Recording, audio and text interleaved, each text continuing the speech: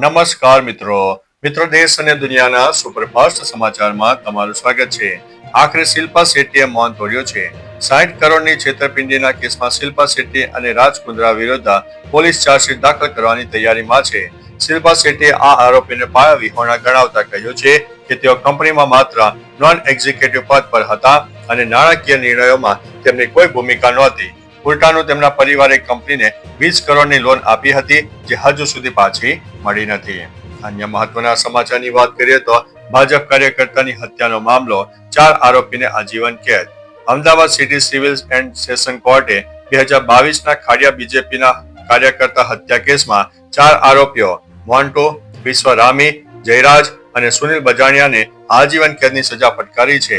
આરોપીઓ પર આઈપીસી કલમ 302, 120B સહિત અને ગુજરાત પોલીસ એક્ટ 135 હેઠળ ગુનો નોંધવામાં આવ્યો છે। મોન્ટુ નામદાર અસલાલી નજીક નામદાર ફાર્મ હાઉસમાંથી પોલીસને ચપ્પો આપીને ભાગી ગયો હતો, પરંતુ 1 મહિના બાદ તે પકડાઈ ગયો હતો। અન્ય મહત્વના સમાચારની વાત કરીએ તો હિજાબ ઉતારવાની ઘટના પર વિવાદ વકર્યો છે। બિહાર મુખ્યમંત્રી નીતિશ કુમારની મુસ્લિમ મહિલાના હિજાબ ઉતારવાની કથિત ઘટના પર વિવાદ વકર્યો છે। મહારાષ્ટ્રના સંભાજીનગરમાં પરિષદમાં ચૂંટણી પ્રચારમાં એમના નેતા અને પૂર્વ સાંસદ ઇમ્તિયાઝ જલીલે નીતિશ કુમાર અને યુપી મંત્રી સંજય નિષાદને ખુલ્લી ધમકી આપી હતી। યવતમાલમાં જાહેર સભામાં જલીલે નીતિશને ધમકાવ્યા અને નિષાદ સામે અપશબ્દો અને અભદ્ર ભાષાનો ઉપયોગ કર્યો, જેનો વિડીયો સોશિયલ મીડિયામાં વાયરલ થયો છે। અન્ય મહત્વના સમાચારની વાત કરીએ તો હલ્દીરામમાં વિદેશી રોકાણ, ગ્લોબલ વિસ્તરણની તૈયારી। અમેરિકી ઇન્વેસ્ટમેન્ટ ફર્મ એલ કેટરરને ભારતની આઇકોનિક બ્રાન્ડ હલ્દીરામમાં વ્યૂહાત્મક ભાગીદારી કરી છે। આ રોકાણ દ્વારા હલ્દીરામને તેની સપ્લાય ચેઇન સુધારવા અને આંતરરાષ્ટ્રીય બજારમાં પ્રભુત્વ વધારવામાં મદદ મળશે। સંજીવ મહેતાના નેતૃત્વ હેઠળ કંપની ગ્લોબલ એક્સપર્ટાઇઝનો લાભ લેશે। ઉલ્લેખનીય છે કે અગાઉ ટેમ્સ્ટોક અને આલ્ફાવેવ જેવી કંપનીઓએ પણ હલ્દીરામમાં મોટું રોકાણ કર્યું હતું। અન્ય મહત્વના સમાચારની વાત કરીએ તો ડંકી રૂટ ગેંગનો પર્દાફાશ। ઈડીએ દિલ્હી અને હરિયાણામાં 13 સ્થળોએ દરોડા પાડીને ગેરકાયદેસર વિદેશી મોકલાતી મોટી ગેંગનો પર્દાફાશ કર્યો છે। કાર્યવાહીમાં 4.62 કરોડની રોકડ, 313 કિલો ચાંદી અને 6 કિલો સોનાના બિસ્કિટ સહિત 19.13 કરોડની સંપત્તિ જપ્ત કરાઈ છે। ગેંગ મેક્સિકો માર્ગે લોકોને અમેરિકા મોકલવા માટે ખેડૂતોની જમીન ગીરવે રખાવતી હતી।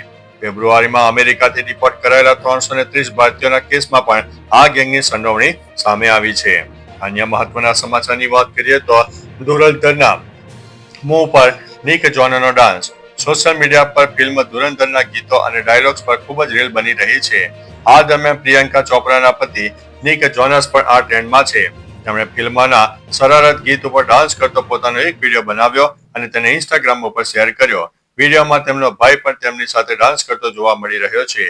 ચાહકો નિકની શૈલીને ખૂબ પસંદ કરી રહ્યા છે। અન્ય મહત્વના સમાચારની વાત કરીએ તો ગુજરાત ભાજપ સંગઠનને લઈને મોટા સમાચાર। શહેર અને જિલ્લા પ્રદેશ પ્રમુખોની વરણીને લઈને ટૂંક સમયમાં જાહેરાત થશે। તબક્કાવાર જિલ્લા અને શહેરનું માળખું તૈયાર કરાયું છે। છેલ્લા 1 સપ્તાહથી નિયુક્તિને લઈને બેઠક ચાલી રહી છે। અન્ય મહત્વના સમાચારની વાત કરીએ તો ઈશાન કિશને ફાઇનલમાં રચ્યો છે ઇતિહાસ। ઈશાન કિશનની શાનદાર સદીની મદદથી ઝારખંડે હરિયાણાને 69 રને હરાવીને પ્રથમ વખત સૈયદ મુશ્તાક અલી ટ્રોફી પર કબજો જમાવ્યો છે। આ ફાઇનલ મેચમાં સદી ફટકારીને ઈશાન કિશને ઇતિહાસ રચી દીધો છે કે સૈયદ મુશ્તાક અલી ટ્રોફીની ફાઇનલમાં સદી ફટકાવનાર ભારતનો બીજો ખેલાડી બની ગયો છે। ઝારખંડની આ ભવ્ય જીતે ઘરેલુ ક્રિકેટમાં નવી ઓળખ પ્રસ્થાપિત કરી છે અને ઈશાન કિશનના પ્રદર્શનની ચોમે પ્રશંસા થઈ રહી છે।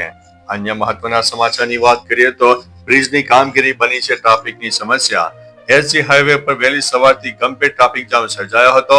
ઇલોન મોલની ઉજાલા ચોકડી સુધી લગભગ 2 કિલોમીટર લાંબી વાહનોની કતારો લાગી, જેના કારણે નોકરી ધંધા માટે નીકળેલા હજારો લોકો ફસાયા હતા। કર્ણાવતી કલ્પલાસે ચાલી રહેલી બ્રિજની કામગીરીથી રસ્તો સાંકડો બનતા પિકઅપ અવર્સમાં ટ્રાફિકનું ભારણ વધી ગયું છે। આ જામમાં એમ્બ્યુલન્સ, એસટી બસો અને ખાનગી વાહનો પણ અટવાયા હતા। અન્ય મહત્વના સમાચારની વાત કરીએ તો સાબરમતી દિલ્હી વચ્ચે દોડશે ક્રિસમસ સ્પેશિયલ ટ્રેન। ગઈકાલથી બુકિંગ શરૂ। પશ્ચિમ રેલવે ક્રિસમસના તહેવારોમાં સાબરમતી અને દિલ્હી વચ્ચે સ્પેશિયલ ટ્રેન શરૂ કરી છે। ટ્રેન નંબર 09497 સાબરમતીથી 22 અને 24 ડિસેમ્બરના રોજ રાત્રે ઉપડશે, જ્યારે પરત ટ્રેન 23 અને 25 ડિસેમ્બરના રોજ દિલ્હીથી ઉપડશે।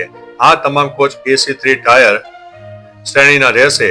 આ ટ્રેનનું બુકિંગ ગઈકાલથી શરૂ થઈ ગયું છે.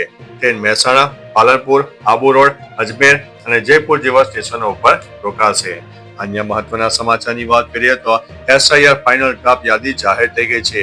ગઈકાલે SIR ની કામગીરી પૂર્ણ થતા ગુજરાતની ફાઇનલ ડ્રાફ્ટ યાદી જાહેર કરી દેવામાં આવી છે. આ યાદીમાં તમે ઓનલાઈન પોતાનું નામ ચેક કરી શકશો.